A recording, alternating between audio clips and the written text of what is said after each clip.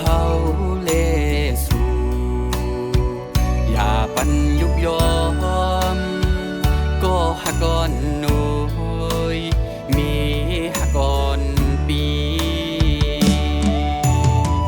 อย่าปันยุบยอมเหินหักสองเฮา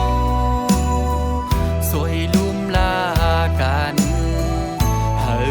หักกันต่อสู้สู้ปันตั้งหักเขาเลสู่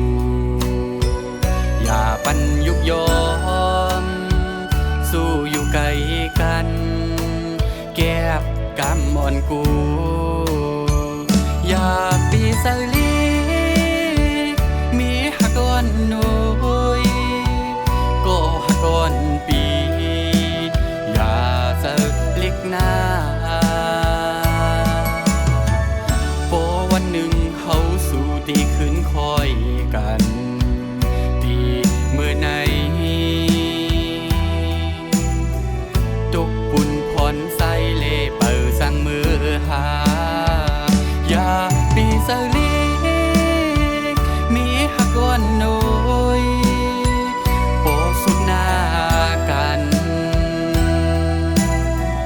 ตีปอกมือเสาเฮินหักสองเฮาอย่าปีเสลีมีหักก่อนหน่อยโปมีเงินนำ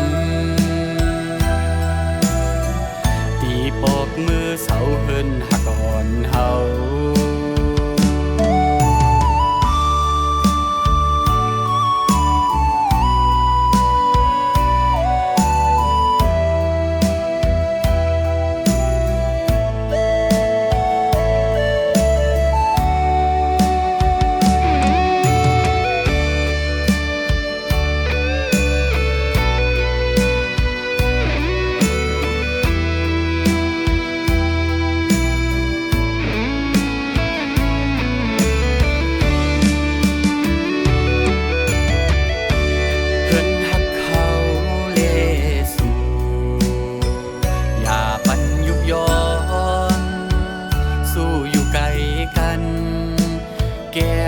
กำอ่อนกู